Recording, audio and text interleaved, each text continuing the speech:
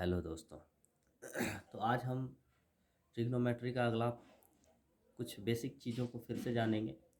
पिछले वीडियो में मैंने आपको बताया था कि किस तरह से हम साइन कॉस का और ट्रिग्नोमेट्री के अलग अलग जो एस्पेक्ट्स हैं उनके मान को याद कर सकते हैं।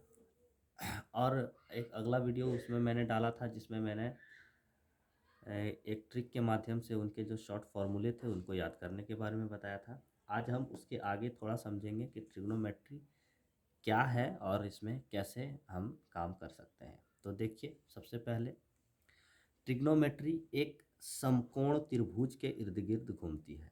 समकोण त्रिभुज, हम यहाँ पर एक समकोण त्रिभुज ड्रॉ करेंगे।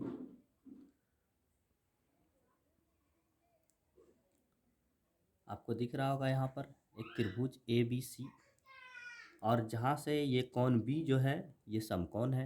समकोण का चिन्ह इस तरह से होता है। मैंने आपको बताया था पंडित बद्री प्रसाद हरि हरि बोल सोना चांदी तोल के बारे में, और वो आशा करता हूँ कि सबको याद भी हो गया होगा। आगे हम देखते हैं कि जो हमारा ये ट्रिग्नोमेट्री है वो इस त्रिभुज के इर्द गिर्द कैसे घूमता है। अगर हम एक सिंपली त्रिभुज लें तो इसका ये जो फॉर्म होता है जिसको परपेंडिकुलर कहते हैं, और उसी को शॉर्ट में हम पी लिखते हैं। इस नीचे वाले को हम बेस कहते हैं और शॉर्ट में इसको हम छोटा वाला बी लिखते हैं, और ये हमेशा हाइपोटेनियस होता है। हाइपोटेनियस इस त्रिभुज का सबसे बड़ी भुजा होती है, ठीक है। और ये जो कोण है सी और ए, ये न्यून कोण होते हैं।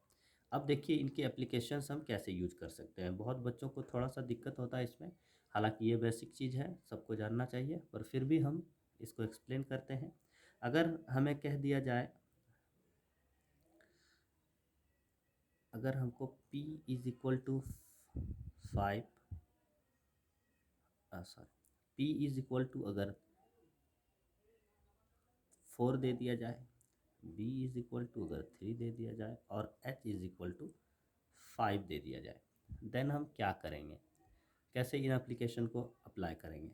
अगर हमसे क्वेश्चन पूछ ले कि साइन ए सेक सी, सेक ए ही कर देते हैं, सेक ए का वैल्यू क्या होगा। तो देखिए इसमें बच्चे थोड़ा सा कंफ्यूज हो जाते हैं। जो लोग जानते हैं उनके लिए ये बहुत ही आसान चीज़ है, बट जो नहीं जानते हैं उसके लिए थोड़ी सी मुश्किल हो सकती है। तो इसको हम कैसे फाइंड आउट करेंगे। हमने पिछले वीडियो में साइन के बारे में पढ़ रखा है और सीख रखा है कि साइन का जो फॉर्मूला होता है वो क्या होता है, पी बाय एच होता है। तो पी बाय एच, यहाँ पर कुछ भी नहीं है, इसका मतलब यहाँ पर इंटू का चिन्ह है।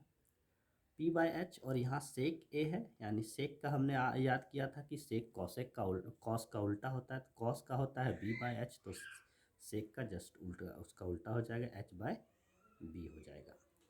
तो यहाँ पर हमें दो चीज़ मिल चुका है। अब हम इस पर वैल्यू पुट करते हैं। तो पी का मान हमने यहाँ पर लिख रखा है 4, और बी का मान लिख रखा है 3, एच का मान लिख रखा है 5। अगर आप इस फॉर्मेट को इसमें, इस मान को इसमें फिट करेंगे तो आपका हो सकता है आंसर गलत हो जाए। अब मैं ये क्यों कह रहा हूँ कि आंसर गलत हो जाए, क्योंकि यहाँ पर हमें दे रखा है ए, और इसी बात को आज समझाने के लिए मैं ये वीडियो बना रहा हूँ कि अगर क्वेश्चन में जिस एंगल का बात किया जाए, जैसे इस क्वेश्चन में हमें ए एंगल की बात की जा रही है, तो इस ए एंगल के लिए हमारा जो हमारा जो पी होगा यानी परपेंडिकुलर होगा इस एंगल के लिए ये वाला हो जाएगा। इस एंगल यानी कोण ए के लिए हमारा परपेंडिकुलर क्या हो जाएगा, बेस वाला मान हमारा परपेंडिकुलर वाला मान हो जाएगा। तो जैसा कि हमने यहाँ पर देखा कि P है और कोण ए के बारे में हमें निकालना है, तो इस कोण ए के लिए P क्या हो जाएगा, यहाँ वाला वैल्यू, और यहाँ वाला वैल्यू क्या है, 3 है, यहाँ वाला वैल्यू 4 है, ये हमारा 5 है।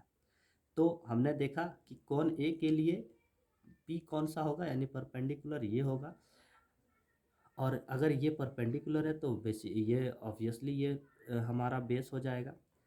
यहाँ पर हमें ध्यान देना है कि किस कोण से पूछा है। यहाँ पर हमें ए पूछा है, तो जिस कोण के बारे में पूछा जाए उसके जस्ट सामने वाला ही उसका पी होता है, और बचा हुआ जो वो बी बच जाता है। और ये एच हमेशा सबके लिए एच ही होता है, इसमें कोई चेंज नहीं होता है। तो देखते हैं हम, हमें साइन ए का पूछा है, यानी साइन ए कौन ए वाला मान हमें लेना है। तो ए वाला मान हमें कितना ले सकते हैं, 3 ले लेंगे। और एच का मान हमने अभी कहा कि बदलता नहीं है, मल्टीप्लाई एच का मान फिर 5 हो जाएगा। अब बी, अब देखिए सेक ए के बारे में कहा है, तो सेक ए यहाँ पर आएगा। ए के लिए ये क्या हो गया, परपेंडिकुलर हो गया, यानी ये वाला हमारा यहाँ पर नहीं आएगा। क्यों, क्योंकि नीचे में बेस हमको है, तो इसके लिए अगर ये परपेंडिकुलर है तो ये बचा हुआ क्या हो जाएगा, बेस हो जाएगा, यानी ये हमारा आधार हो जाएगा।